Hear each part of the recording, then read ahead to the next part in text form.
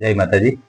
રાજકોટ જંગલેશ્વરમાં લોકોના મકાન પડી રહ્યા હતા અને બીજી બાજુ મોટા મોટા અધિકારીઓ કાજુ કતરી ખાવામાં મસ્ત હતા।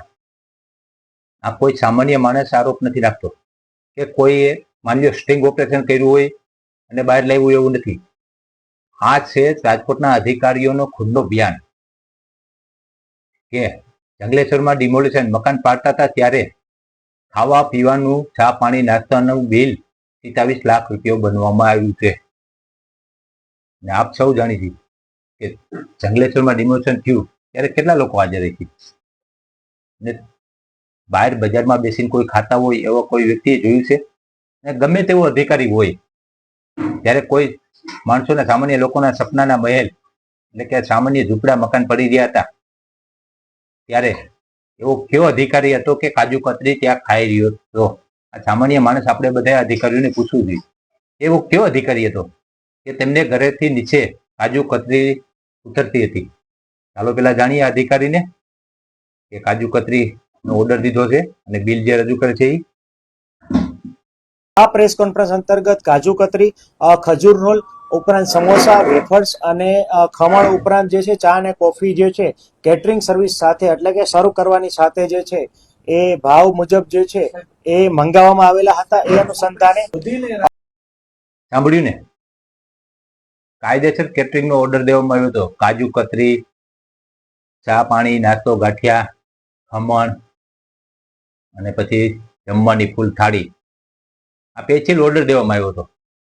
તો સામાન્ય માણસો કોઈ આપણે ગમે ત્યાં કામે બોલાવતા હોય તો ત્યાં કાજુ કતરી આપણે કેને ખવડાવી છીએ ને આપણને કોણ ખવડાવે છે આપણે ગમે ત્યાં જાય તો? પણ આ અધિકારીઓ મોટા મોટા બિલ બનાવી અને સામાન્ય જનતાના પૈસા પોતાના ગજવામાં લેતા હોય તેવું લાગે છે। અને પછી માની લ્યો કોઈ પત્રકારે પ્રશ્ન પૂછ્યો તો કે અધિકારીએ કોઈ કાજુ કતરી ખાધી ત્યારે એને કાજુ કતરી ખાધી ત્યારે આ ખુદ અધિકારી પણ ફરી જાય છે। સાંભળો પેલા।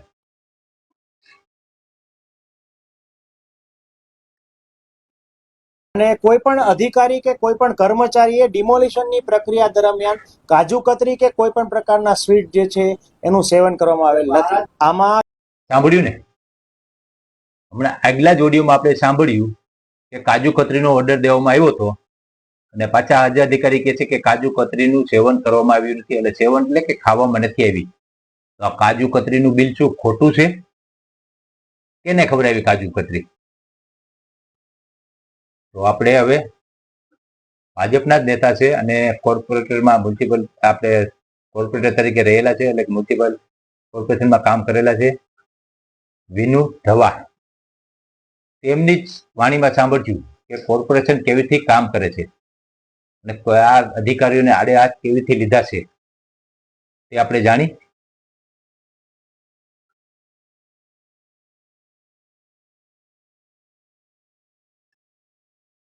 ત્રીસ વર્ષથી જંત્રાવી કોર્પોરેશનમાં બરોબર એ એમ કે છે કે આટલા પત્રકાર હતા આટલા હતા જ્યાં આપણે બોલાવી તો 40-50 જણા આવે છે એ હું કાજુ કતરી ખાઈ જતી તો સાંભળ્યું ને? કોઈ પત્રકાર પરિષદ કરવાની હોય પત્રકારોને બોલાવવામાં આવે તો બહુમાં બહુ 40-50 પત્રકાર આવે તો એને માની લ્યો આ કાજુ કતરી શું પત્રકારને કોઈ ખવડાવે છે? તો આ પત્રકારોએ પણ જવાબ અત્યારે આમાં પ્રશ્ન ઉઠાવવો જોઈએ અને આ અધિકારીઓ પાસે જવાબ માંગવો જોઈએ કે ક્યારે અમને કાજુ કતરી ખવડાવી? બહુ તો ચા પાણી પાતા હોય કે કોઈ નાસ્તો કરાવતા હોય તો શું આ 300 રૂપિયાનું એક નંગ કાજુ કતરી કોઈ પત્રકારને ખવડાવી દી? આગળ સાંભળો। એનું બાનું છે એટલે એમાં માછલા ન થવાય મૂળ વાત આ હું તમને સહી એવું કહું છું। બાકી પત્રકારની ખોટી વાત આદિ સુધી કેમ ન કહે હવે જ કાજુ કતરી ખવડાવવાનું હવે જ પત્રકારનો એ કે મેં કાજુ કતરી ખવડાવી આની પહેલા હું કામ ન ખવડાવી? આની પહેલા કાજુ કતરી ખવડાવી પત્રકારોને કોઈ ના પાડી હતી નહીં ખવડાવવાની એમ? આ તો હવે ખબર પડી ગઈ ખોટું બિલ બન્યું એટલે હવે પત્રકારોનું નામ અમારે એને પૂછ્યું કે અમારું નામ કે અમે ખાઈ છીએ એક બટકું ખાઈ છીએ આ તેથી તે એટલી બધી 200 રૂપિયાનું એક નંગ ખવાય કોર્પોરેશન એ તો તમે કંઈક પૂછી ગયો ને કે આવા નવા ખોટા બિલ બનાવીને આવું નવું હાંકવાની પ્રજાના પૈસા છે ને વેડફોશન પતે ઠોકો છો ક્યાં ભવે છૂટશો તમે? સાચી વાત છે। આ મ્યુનિસિપલ કોર્પોરેશનના જે કોઈ અધિકારી હોય આરોગ્ય શાખાના જે કોઈ અધિકારી હોય આવીથી ખોટા બિલ બનાવીને રાજકોટની જનતાના ટેક્સના પૈસા ખોટા બિલ બનાવીને ખોટી રીતે તેમનો દુરુપયોગ થતો હોય એવું લાગે છે। અને માની લો કોઈ સામાન્ય અધિકારી હોય આપણે અવારનવાર છાપામાં કે વિડીયોમાં જોતા હોય છીએ કે ખાલી 70 રૂપિયાની રિશ્વત લીધી હોય તો પણ તેમને સસ્પેન્ડ કરવામાં આવે છે. તો આવા મોટા મોટા 27 લાખના બિલ રજૂ કરનાર અધિકારીઓને સસ્પેન્ડ કેવીથી ન કરાય? હવે આપણે સ્ટેન્ડિંગ કમિશનર એટલે કે આપણે છે આપણે જ્યાં બિલ રજૂ કરવામાં આવ્યું તે આપણે કોર્પોરેટર કોઈ હોઈ શકે, પીપળીયા સાહેબ કરીને છે, તેમની પાસે જાણી કે તેમને બિલ કેમ અટકાવવામાં આવ્યું છે. ખર્ચ 27 લાખનો હતો. સંપૂર્ણપણે હાલ પૂરતી તે પેન્ડિંગ રાખવામાં આવી છે. પેન્ડિંગ રાખવાનું કારણ એ કે એમને જે કાજુ કતરી અને અંજીર ખજૂર રોલ ને એનો જે ઉલ્લેખ કર્યો છે, આવી સંવેદનશીલ વાતાવરણની વચ્ચે જે તે અધિકારીઓને આવી મીઠાઈ નહીં ખાવાની શું જરૂર પડી તેમના ખુલાસા માંગવા માટે એ હાલ પૂરતી પેન્ડિંગ રાખવામાં આવી. સાંભળ્યું ને? આ અધિકારીઓએ સ્ટેન્ડિંગ કમિટીમાં જે બિલ મોકલ્યું તે અત્યારે અટકાવવામાં આવ્યું છે અને બને ત્યાં લગી આ બિલ મંજૂર ન થવું જોઈએ. કારણ કે 27 લાખ રૂપિયા ખાલી જંગલેશ્વરમાં એક રોડ પૂરો કરવામાં થોડુંક કિલોમીટર જેટલું ડિમોલેશન થયું અને એમાં 27 લાખ રૂપિયાનું બિલ બનાવ્યું. તો અત્યાર સુધી રાજકોટમાં કેટલાય ડિમોલેશન થયા છે અને હજી થવાના છે. તો આમાં આવા અધિકારીઓ આ કેટલા રૂપિયાનો અત્યારે ગોટાળો થતો હોય છે, આ કેટલા રૂપિયાનો ભ્રષ્ટાચાર થતો હોય છે. આ તો હવે બધું માની લ્યો, અત્યારે આપણે રાજકોટમાં જે કોર્પોરેટની ચૂંટણી થઈ અને એમાં ચૂંટાઈને કોઈ સારા સારા નેતાઓ આવ્યા હોય તેથી આ અધિકારીના બધાય અત્યારે કૌભાંડ થતા થાય છે. બાકી તો જો આમાં કોઈ અધિકારી ભળી જાય તો આવા બિલ મંજૂર થઈ જાય ને સામાન્ય રાજકોટની જનતાના પૈસા વેડફાઈ જાય. તો આ ન બનવું જોઈએ. આવા અધિકારીઓની ઉપર કાયદેસર તપાસ થવી જોઈએ. જો સાચું હોય તો અધિકારી કહે છે કે આટલું આટલું બિલ આ બધું બન્યું તો એ ક્યાંક કેવી રીતે બનાવ્યું તે પણ બધી તપાસ થવી જોઈએ. ને હજી એક ઓડિયો છે આપણે,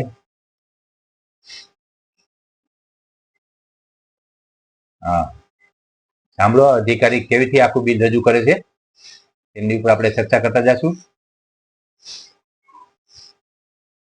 ટીપી બ્રાન્ચ દ્વારા આ ઓર્ડર નથી આપવામાં આવેલો, એ તો સ્પષ્ટ જ છે. અને કોઈ પણ અધિકારી કે કોઈ પણ કર્મચારીએ ડિમોલિશનની પ્રક્રિયા દરમિયાન કાજુ કતરી કે કોઈ પણ પ્રકારના સ્વીટ જે છે એનું સેવન કરવામાં આવેલ નથી. તો કોણ ખાઈ ગયું? તમે જે આગલા ઓડિયોમાં બિલ બતાવ્યું અને કીધું કે કાજુ કતરીનો ઓર્ડર આપવામાં આવ્યો હતો, તો આ કાજુ કતરી આ જનતાના પૈસે કોણ ખાઈ ગયું તે પણ એક તપાસનો વિષય થવો જોઈએ. તપાસનો વિષય છે, તપાસ થવી જોઈએ. આગળ સ્ટોલ છે ઈ તો કાજુ કતરી ખજૂર ગોળ વેચતું નથી, તો આરાધના ટી સ્ટોલ ના નામના બિલ મુકાયા છે. આરાધના 6,80,000 રૂપિયાની ચાનું બિલ જે છે સર્ટિફિકેટ હતું. આમાં ખાસ કરીને એવું જોવા જઈએ તો આરાધના ટી સ્ટોલનું જે બિલ જે છે એ ટી સ્ટોલનું નથી, માત્ર ટીનું નથી, તમામ એ કેટરિંગ સર્વિસ પણ જે છે એ બિઝનેસ સાથે સંકળાયેલા છે. આ એક એમની ફર્મ જે છે એમના દ્વારા આ જે છે સર્વિસ પૂરી પાડવામાં આવેલી હતી. અધિકારીઓ માટે આપણે જે ખાસ કરીને આપણો સેન્ટ્રલ જે હોલ ખાતે આપણો જે કંટ્રોલ રૂમ ક્રિએટ કરવામાં આવ્યો હતો, ત્યાં અધિકારીઓ માટે પણ ચા અને રિફ્રેશમેન્ટની વ્યવસ્થા કે નાસ્તાની જમવાની વ્યવસ્થા પણ આની અંદર ઇન્ક્લુડેડ છે. નીચેના તમારા અધિકારીઓ સ્ટાફ કે જે વેટર ઓર્ડર આપવા ગયા હોય તેને બિલમાં કોઈ પણ પ્રકારની કેસ ઉકેલ્યો છે. સાંભળ્યું ને? અધિકારીઓ સેન્ટ્રલ હોલમાં કે ગમે ત્યાં મીટિંગ કરે અને ડિમોલેશન થવાનું હોય અને તે મીટિંગમાં 27 લાખ રૂપિયાનું ખાઈ પી જાય તો આવા અધિકારીની આપણે જરૂર શું છે? માની લો કોઈ અધિકારી નોકરી કરતા હોય અને તેમની ઓફિસમાં જતા હોય તો એ બપોરે શું ટિફિન લઈને નથી આવતા? અને ટિફિન લઈને ન આવતા તો ઘરે ખાવા જતા હોય. તો આવા ડિમોલેશન થતા હોય ત્યારે કોઈના માની લો જમણવાર થતું હોય, લગ્ન થતા હોય, આપણે હાથ ઘણું આપણે કાંઈ કરવાનું નથી, આપણે દોથા થાળી કરી નાખો જમણવારની.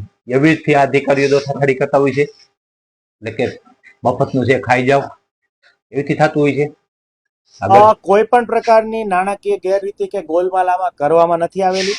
એક એક વ્યક્તિ પાસેથી એક એક ઝોન અને ટીમ દીઠ જે છે આપણે સંખ્યા મેળવવામાં આવી હતી. એ પ્રમાણે સાંજે ડેટા કમ્પાઇલ કરીને આગલા દિવસ માટેનું આયોજન જે છે એ પ્રમાણે વર્ક ઓર્ડર પ્લેસ કરવામાં આવતો હતો. કોઈ પણ ગેરરીતિ કે કોઈ પણ કાંઈ કરવામાં આવ્યું નથી.